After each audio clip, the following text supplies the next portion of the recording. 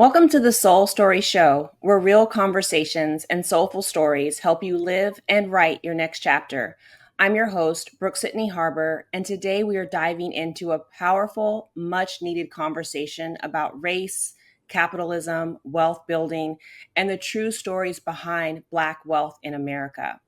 My guest today is the brilliant and inspiring Dr. Rachel Laryea, author of the groundbreaking book Black Capitalists: The Story of Race, Identity, and the Making of Black Wealth. Dr. Laryea is a scholar, researcher, and thought leader whose work examines the intersections of Black identity, economic power, and the structures that shape access to wealth. Her book challenges assumptions and invites us to think deeply about what Black wealth really looks like and how it's created, protected, and perceived. Whether you're a culture watcher, aspiring entrepreneur, investor, or even someone who wants to understand the complexities of race and capitalism in a deeper way, you're going to want to lean in for this conversation. Dr. Laryea, welcome to the show. Thanks so much for having me. I appreciate it. It's a pleasure to be here. I'm so excited to talk to you about this book. But before we dive into the book, I always ask, what is the soul of your story? What's the deeper reason this book had to be written by you? That's a great question. I think there are two reasons. One reason that was individual and personal to me, and then another reason that was communal in its orientation. So I'll start with a personal story. Growing up for me, every model of wealth that I saw growing up was always attributed and associated with whiteness. And so, as a young Black girl growing up in a predominantly white community and finding myself in these very wealthy white spaces, but not on account of my own family's financial and socioeconomic status, but really on account of affordable housing programs or even scholarship programs that allowed me to go to the institutions that I did. I was always wondering what might it mean to be both Black and wealthy, and what would be the cost of that. And so at an individual, very kind of personal level, the soul of this story was to kind of push back on that kind of assumption that wealth and access to financial security is something that is only available to white people, as if poverty or economic precarity is a kind of inheritance for Black people. And so then the communal oriented kind of soul of this work is really rooted in another story. 2 years into my doctoral program at Yale, I was giving a presentation of what my work would be. And at that time, it was an early kind of study of what is ultimately the book. But at the time, I was presenting my work, and I was in the African American Studies department at Yale. And I was telling folks, I'm going to study, these Black capitalists. And at that time, the focus was just on Wall Street and how they were really doing this nuanced and complicated thing of how they were both critical of the economic system while still using the tools of capitalism in service of social good. So I get through my presentation, and at the end of it, one of my colleagues, a brilliant Black PhD student, she raises her hand and she says, Black capitalists don't exist. At best, they can be financiers, but they can't be capitalists. And it was in that moment I realized the urgency and the necessity of this work at a communal level, because it wasn't just about me and my wondering about how can we tell a story that also suggests wealth and Blackness are not mutually exclusive, but also to be in a place like Yale University where I saw a brilliant Black scholar place a limitation on what Black life could be and what it could mean.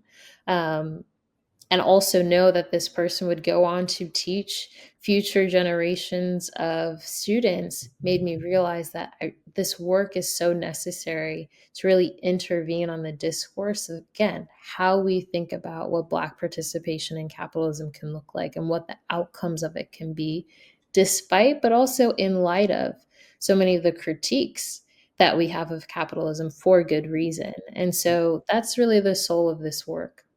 I love that answer. And your education, I feel like, has played a tremendous role in, I feel like, obviously your journey and also the development of the book.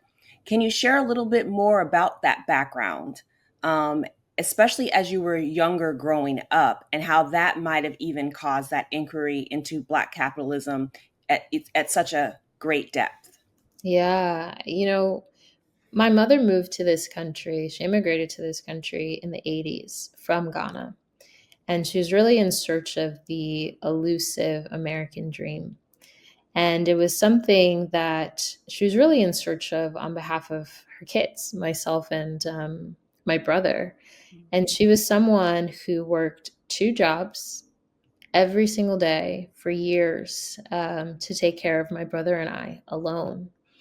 And while we did have access to particular programs, like I mentioned, an affordable housing program that allowed my family to live in, at the time, what was one of the wealthiest counties in Northern Virginia, there was still a huge gap in terms of what we had access to, what my mother was able to afford, just the opportunities we had available to us, and what I saw my classmates and the folks in my community had access to. It was very huge dissonance.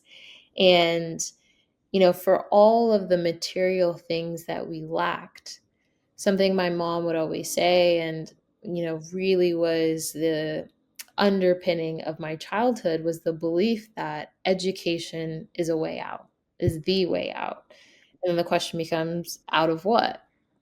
And really out of limited life chances, limited life choices, really focused on, if you really focus on education, and this was my mom's belief, as especially as an immigrant in this country, if you can focus on your education, work hard, pursue and persist, you can get access to more opportunities. So that doesn't then limit the scope of what you can be and what you can do and what you can have access to and what you can afford ultimately.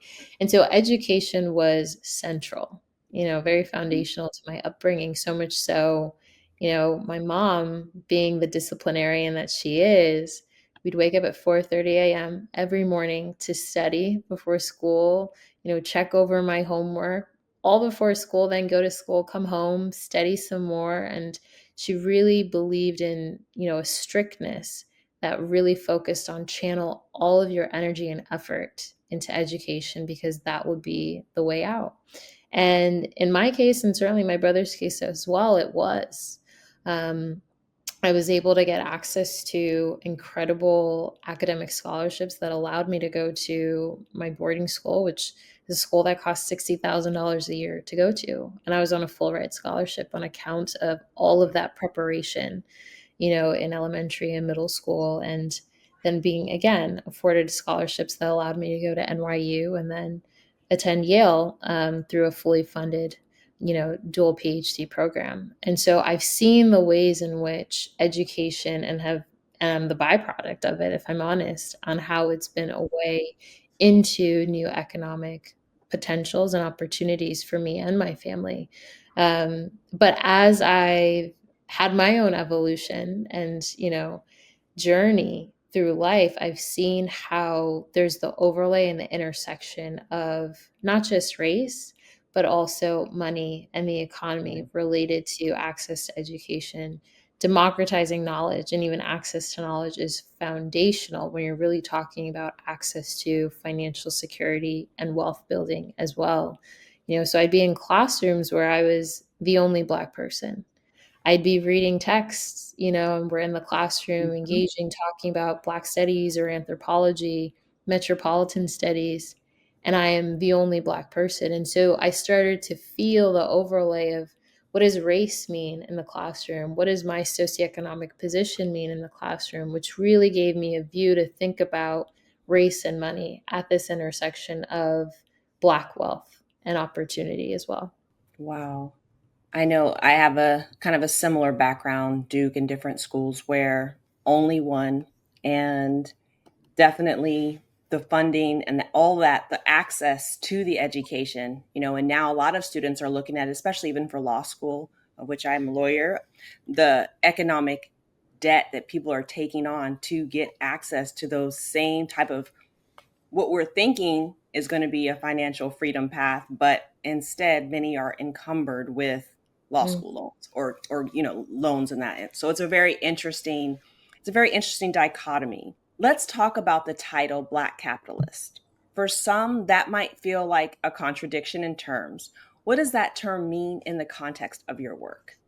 Thank you for that question because definitions are so important, right? I think someone might see the title of the book and have a very visceral reaction, for good reason in terms of, and it's also why my Black colleague made the comment, Black capitalists don't exist, because of that kind of visceral reaction.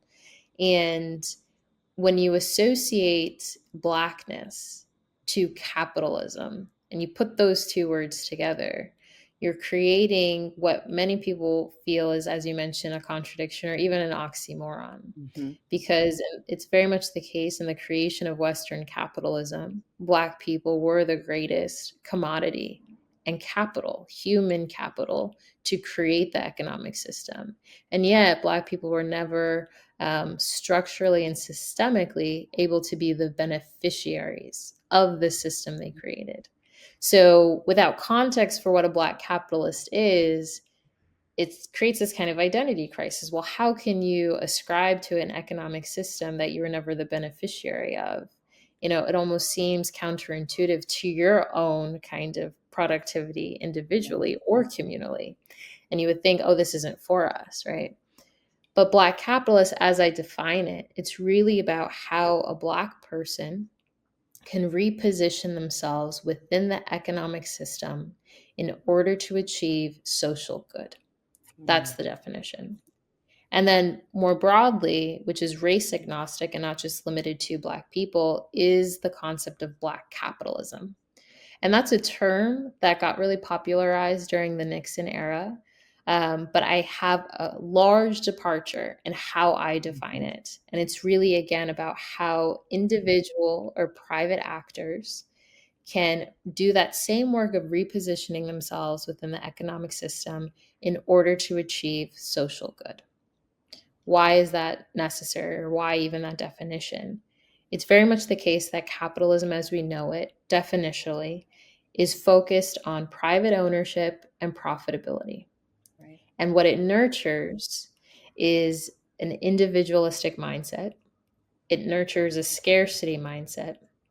And we know that it is predicated on exploitation, extraction, and violence.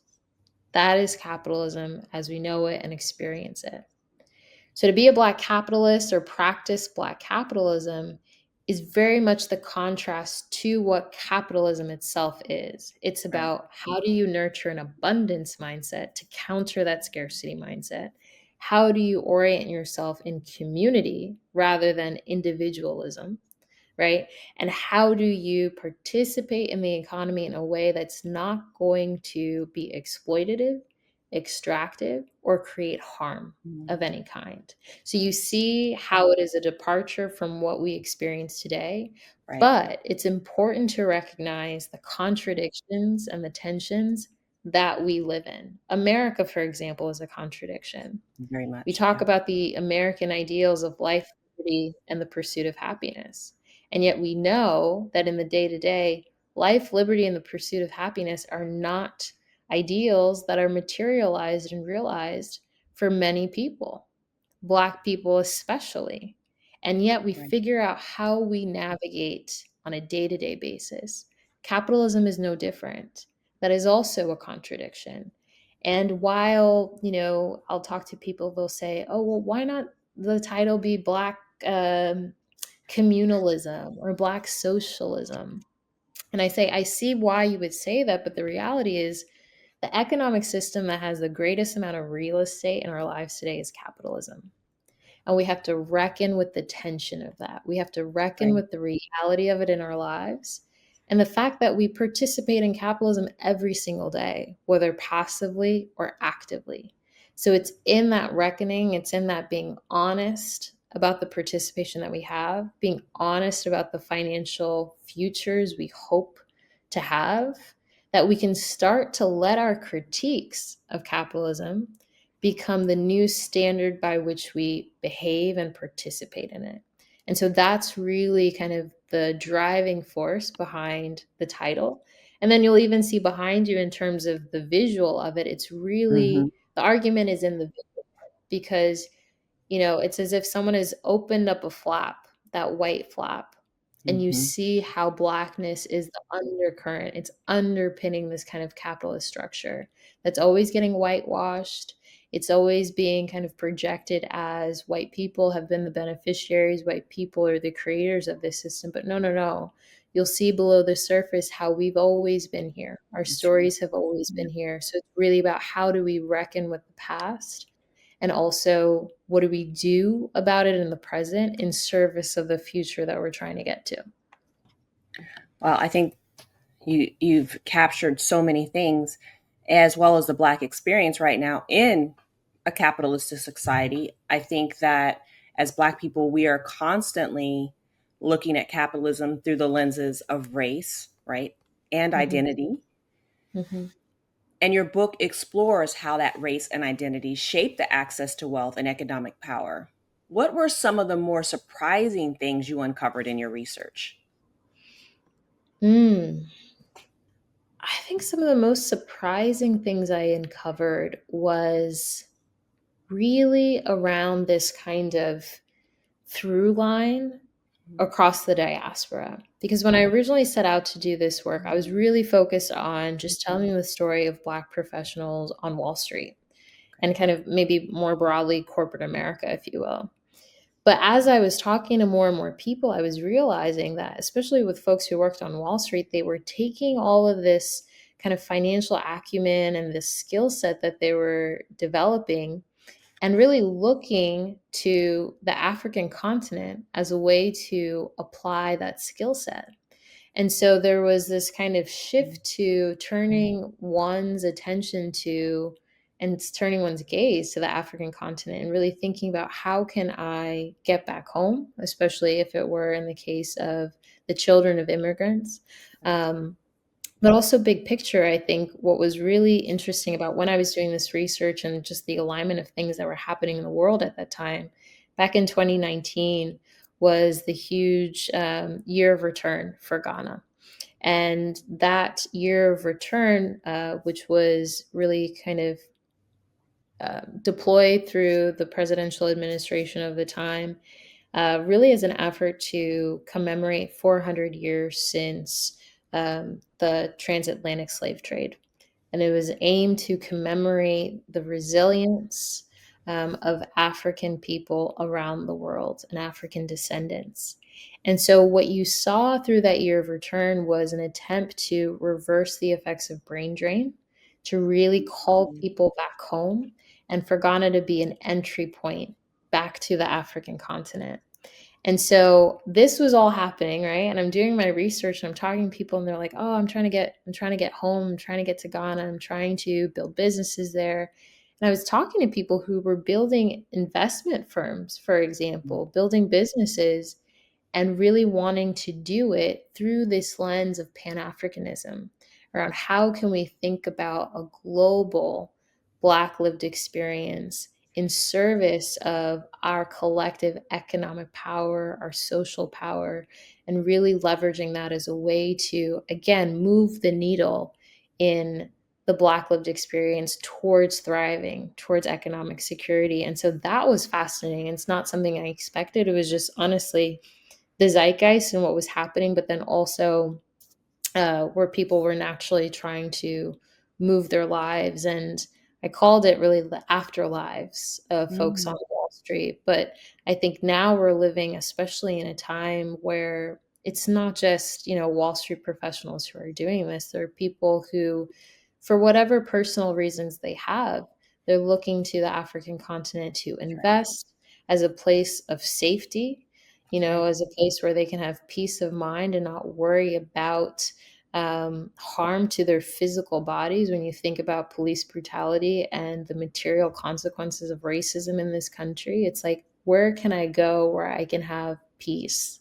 Right. And I think Ghana has been an incredible place where you see so much of that happening and the conversation around Pan-Africanism happening. And what's really surprising and unique is that that's nothing new. And I think what's so special about Ghana is Mm. that even during Kwame Nkrumah's presidency as the first president of Ghana, there was already an ethos and a spirit of Pan-Africanism as you had figures like Maya Angelou, W.E.B. Du Bois, who was coming to Ghana, making Ghana home and really telling that kind of diasporic story about how do we connect to one another and really acknowledge that Blackness is a global experience, not just an American one by any means. No, that's so true. And you're seeing more and more, I mean, like as you're saying, everyday people, entrepreneurs starting businesses. I've met people now recently that they're starting real estate businesses in Ghana. I think we're going to see more and more, and it's a product of these times as well as a product of our growing education and also wanting to be connected to, I think, the African diaspora. Um, Mhm. you write about Black entrepreneurs and investors in private equity and real estate, spaces that are often gate kept and rarely associated with Black wealth. Obviously, you were working in one of those sectors, but why did you choose those sectors to highlight in the book? Yeah. You know, I chose to write about those sectors because that's oftentimes when you talk about capitalism, minds go there. They go to boardrooms, they go to, the private equity spaces, all the things that one thinks about when you think about high finance. And so to meet already kind of social imaginations about what capitalism might look like if you had to create a visual, it was important to also tell that story. But I complement that with telling stories about popular culture. I write about Jay-Z, for example, Yeah, or TV shows like Industry, um, different entrepreneurs, et cetera, or even just artists and creatives to really give a more holistic view that kind of ruptures this idea that when you're talking about capitalism, you're talking about shareholders and stakeholders. No, you're just talking about how people maintain themselves on a day-to-day basis and how they figure it out. And so it's a both and to capture the breadth and depth of that spectrum. I love that. In the book, you reference the concept of the undercommons, which was like a space of resistance, refusal, but also radical possibility. For the listeners like unfamiliar with the term, can you explain what the undercommons is and how it relates to these stories of Black capitalists that you profile? Yes. So the Undercommons is a theoretical framework by incredible scholars Fred Moten and Stefano Harney. And they talk about the Undercommons in the context of an educational institution. And they say that you can't expect a academic institution to be a place of enlightenment. Mm. But you also should not be naive to think that these spaces are not without significant resources. So, what do you do when you especially occupy space within that kind of institutional framework? You leverage and create an undercommons. And the Mm. undercommons is a space whereby marginalized people come together with that kind of strategic thinking that, hey, I'm not going to be enlightened in this place, but I also know this is a place that has tremendous resources that I can leverage for the benefit of the people that make up this undercommons and the communities that are connected to everybody within these undercommons.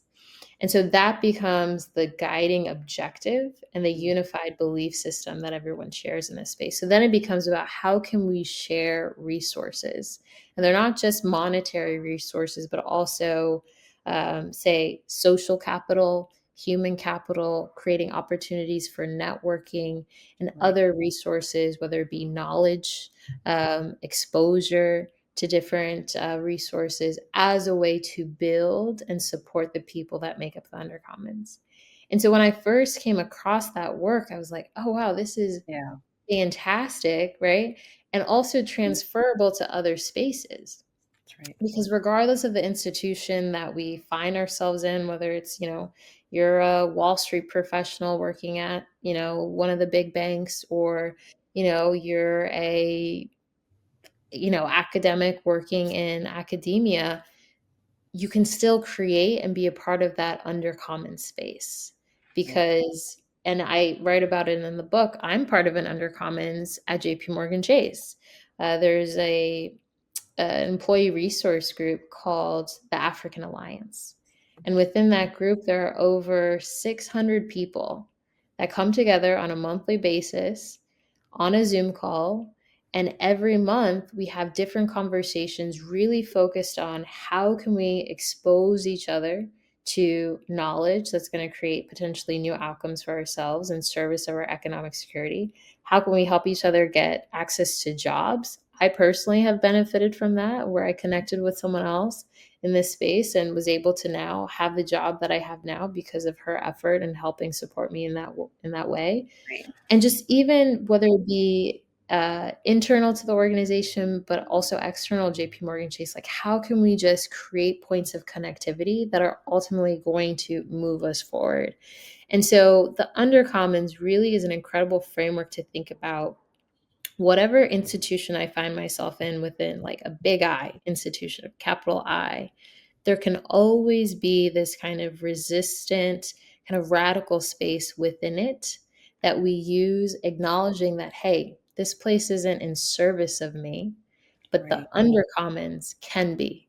And it can be a space whereby I resist and almost create this kind of fortress of protection around myself and other people within this community in order for us to maintain ourselves and also further ourselves. I know it's interesting that we talk about kind of being in that under commons.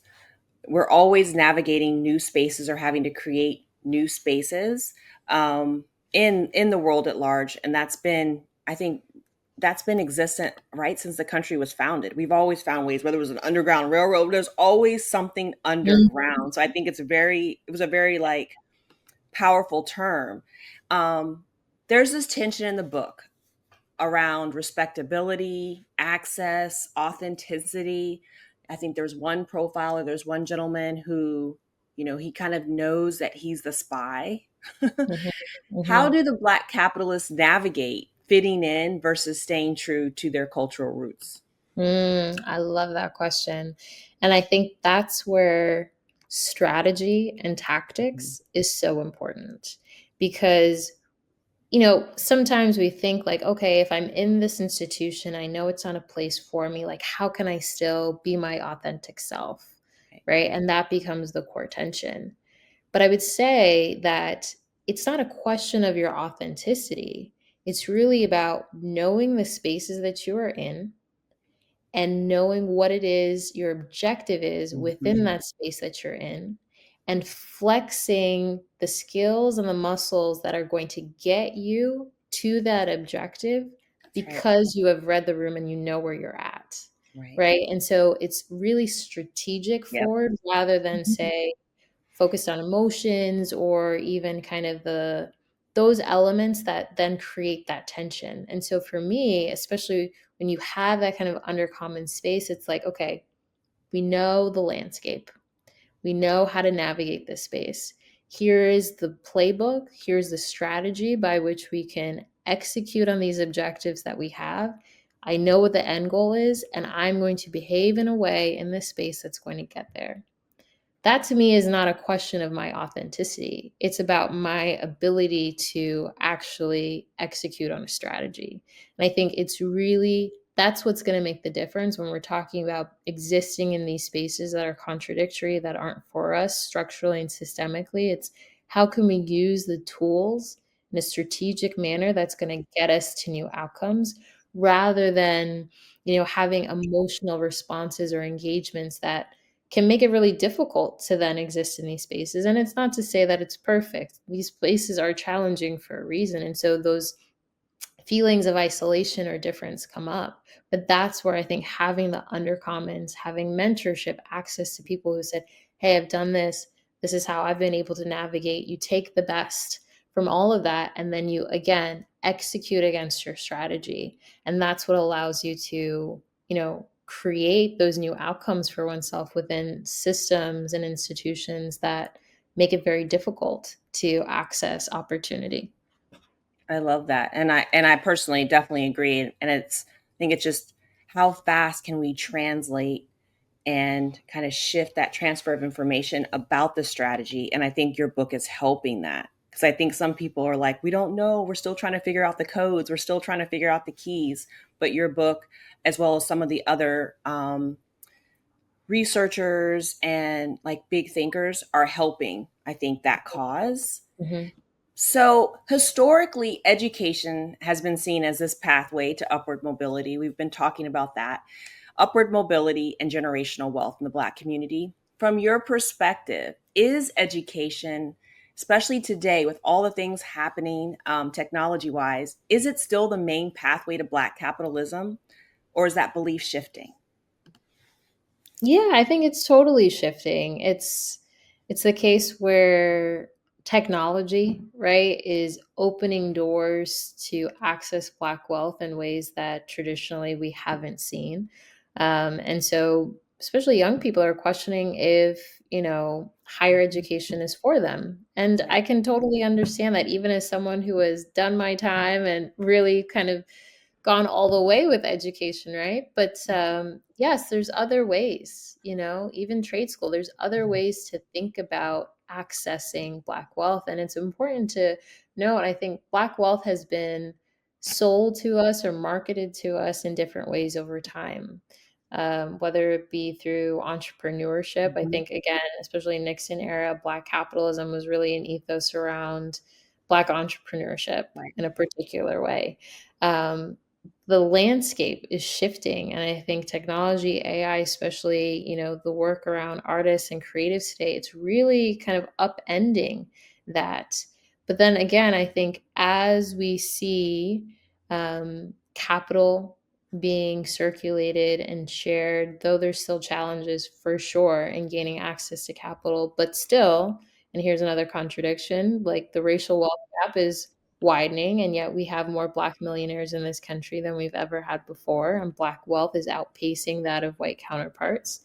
It's important. It is so important to, again, anchor on Black capitalism, really focusing on that kind of abundance mindset. How do you implement an undercommon space? How do you be communal in your kind of pursuit of capital and access resources? Because it's one thing to be a Black capitalist, as I define it, and we've talked about it. It's a totally other thing to be a Black person participating in capitalism. Because to be the latter, you could very well be reproducing the harms of capitalism.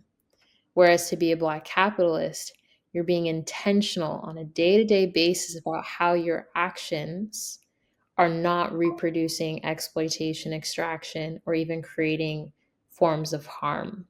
And it's really predicated on how you can live a life that suggests that my access to financial thriving is actually predicated also on your access to it as Right. well. It's not Right. predicated on you having limited access to it, which is what capitalism really is. And so holding on to that distinction in a time where there's more flexibility, there's more outlets to achieving Black wealth is so crucial.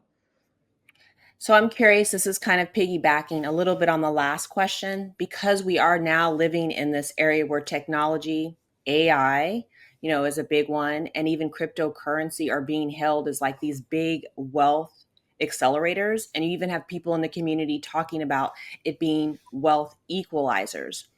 Do you see these developments as real opportunities for expanding Black wealth, or do they risk reinforcing the same systemic barriers?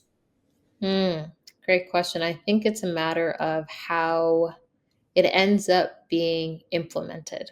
I think AI is still a huge wild card, and the fact that the moment it gets regulated in some way, it's already kind of shifted. It has a new face and is, outpacing how much we can actually account and govern for it. Right. And I think a big conversation there is, how do we democratize access to it? And so for all of the conversation around how it could, level the playing field, there's also an important conversation to be had about how it can actually be privatized, how it can actually do the exact opposite. And so I think it's always important to hold both of those things in hand, especially, in the broader conversation around technology. It's, yes, it might create new avenues, but we need not participate in it in a way that's going to just reify and only exacerbate class stratification that we already see through, kind of classic textbook participation and kind of structural implementation in a capitalist economy that we see today. I love that. And we're going to keep thinking about it. We're going to keep, exploring these topics. So for, the Black professionals and entrepreneurs today who are trying to build generational wealth, what insights or messages from your book would you want them to walk away with? Mm, I love that question. Such good questions.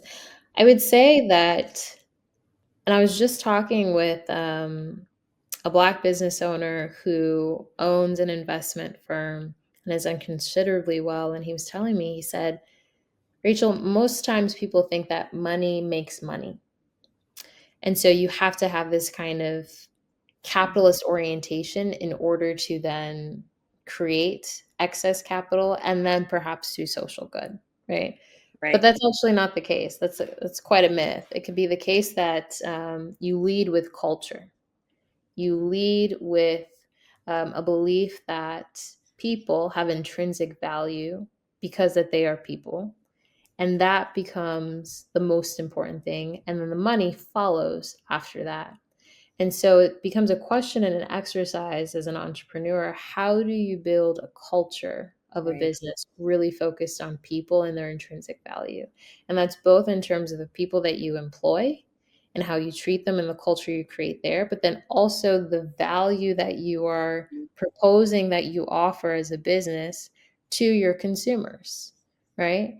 And so when you lead with that kind of ethos and that orientation, you can be profitable. I think one incredible example I talk about in the book is a man named Wamimu Abbey. He's the co-founder of Esusu. And the work that they do at Esusu is really around creating visibility for the country's most financially invisible people.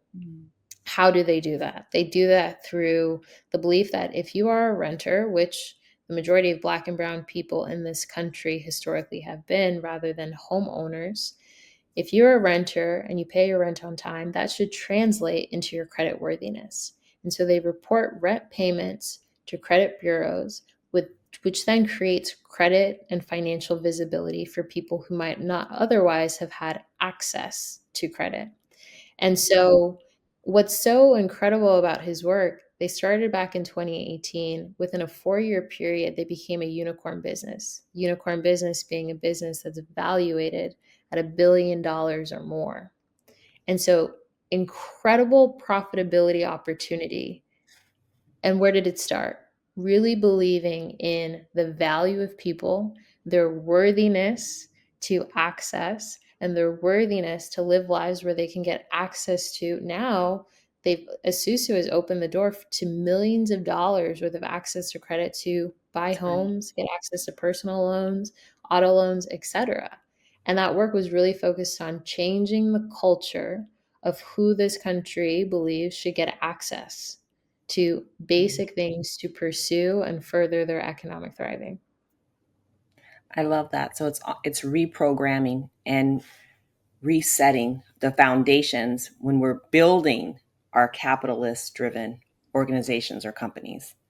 Yes, Yeah. yes, exactly. Wow. And that's where I say, it's certainly been the case that the tools of capitalism have been racialized in a way that has been exploitative and extractive.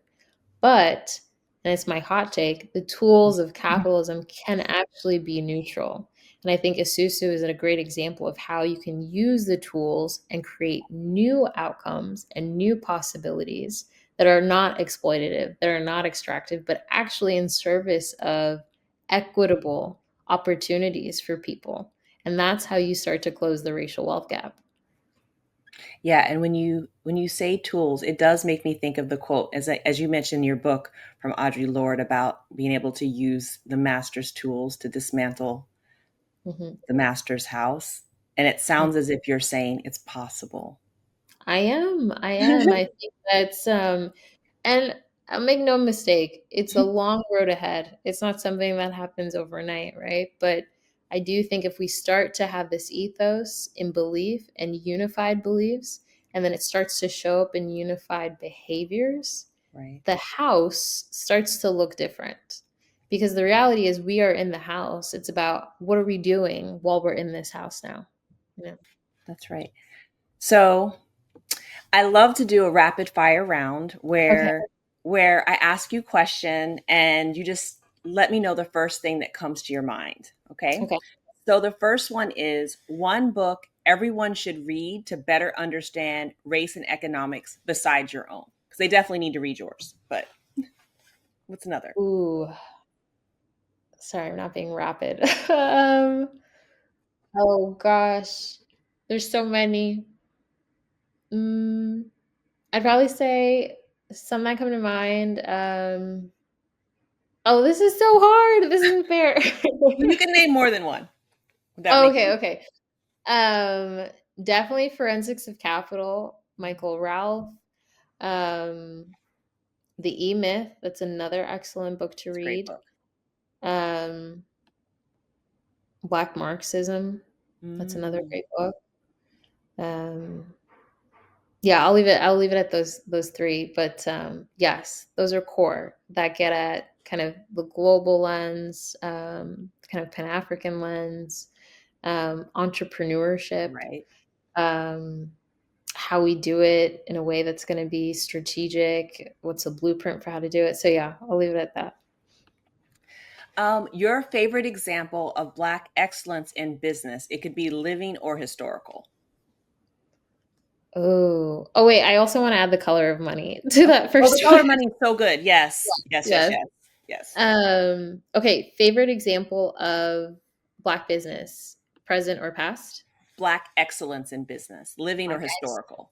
Oh gosh, I mean, I really do think the work that Wamimo Abbey, Samir Gol are doing at Mhm. Esusu is absolutely excellent. It's scalable, it's sustainable. Yeah, I would say that. I would say that's my leading model. Yeah, If you had only one word to describe the future of Black wealth, promising, I like that. I like that because it promising. involves like that shifting of our kind of hmm mentality and our mindset around it all and having a hmm strategy. Exactly, A exactly. song that you think captures the energy of Black capitalist. Oh That fun? goodness, that's so much fun. I love it. Oh man. I've got this like Afrobeat song. I think it's on my Instagram profile. I think it's Billionaires Club Okay. by yeah, Billionaires Club, Wizkid, Darko, Olamide.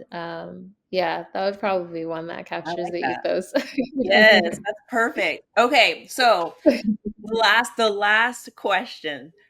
The first thing you'd do Mhm. if you were handed 100 million to invest tomorrow. Mm, deploy it. Deploy it as quickly as possible. I think it's really about capital distribution. That's When right. you get access to a lot of funds, it's how do you also make sure that people also have access to it as well. I love that. Well, Dr. Rachel Laryea, thank you for bringing your brilliance, research, and heart to this conversation. Your book, Black Capitalist, is a must read for anyone who wants to understand the realities of Black wealth and the system shaping it. Friends, be sure to grab a copy of the book wherever books are sold and check out more of her work at rachellaureate.com. We'll have all the links in the show notes so you can stay connected. And of course, if today's conversation resonated with you, please like, subscribe, and share this episode with a friend. And if you're ready to tell your own transformative soul story, schedule a soul story book chat by visiting brooke-sidneybooks.com. I'm Brooke-Sidney Harbour, and this is the Soul Story Show, where real conversations and soulful stories help you live and write your next chapter. Until next time.